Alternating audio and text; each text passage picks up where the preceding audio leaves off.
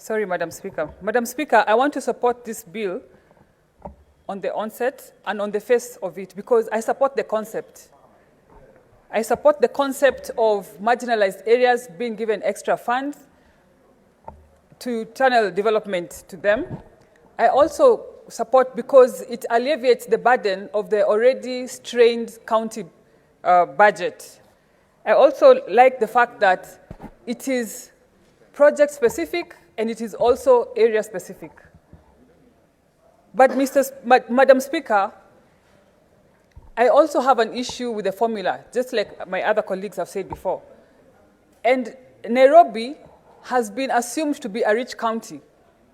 Just because we have rich estates like Karen, Muthaiga, we ignore the slum dwellers of Nairobi. Article 204 of the Constitution that creates this bill is very clear that it is this bill and these funds are supposed to benefit the marginalized areas. Madam Speaker, in Nairobi, we have a lot of marginalized areas and that are also densely populated.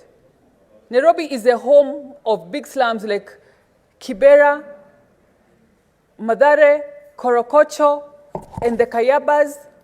And I'm sure, Madam Speaker, you've never heard of a slum called Silanga, etc.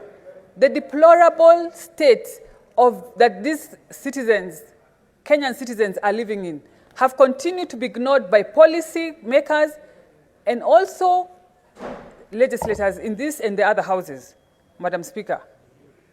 Madam Speaker, I happen to be privileged to have served at the board of Nairobi Water and Sewerage Company for 3 years before I became a senator. And in Nairobi Water, we had mapped Nairobi into 7 regions. We have the central region, which includes the CBD and its environs. We have the southern region. And Madam Speaker, we saw it wise and necessary to have another region, a separate region that is called that it included all the slums that was called I forget the name, but the slums and all those regions were under a region, regardless of the location and the geographical area. And Madam Speaker, how we dealt with the slums was not the same way we dealt with other regions, in terms of billing, in terms of water supply, because they are more populated and they are less privileged. So, Madam Speaker, I want this House and I want the policymakers, the CRAs, to deal with these regions and to recognize them as marginalized, because they are marginalized, Madam Speaker. We are talking about Korokocho, Soweto, the Viwandani, the Riruta, and all these other areas, Madam Speaker, that have been ignored.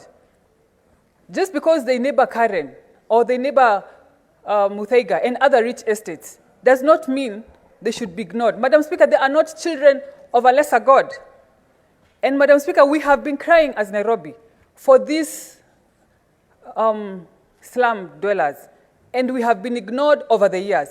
And we are going to resort even to unorthodox means. Madam Speaker, as the women of Nairobi and the women of Lainisaba and Kiboro and Muji wa Huruma, we are going to undress in this town, Madam Speaker, so that we can get the attention of the policymakers and this House and the legislators, Madam Speaker, because Nairobi is not a rich county, Madam Speaker. We are not a rich county. Just because we are the seat of government and we happen to have rich estates here and there does not mean that we are rich, Madam Speaker.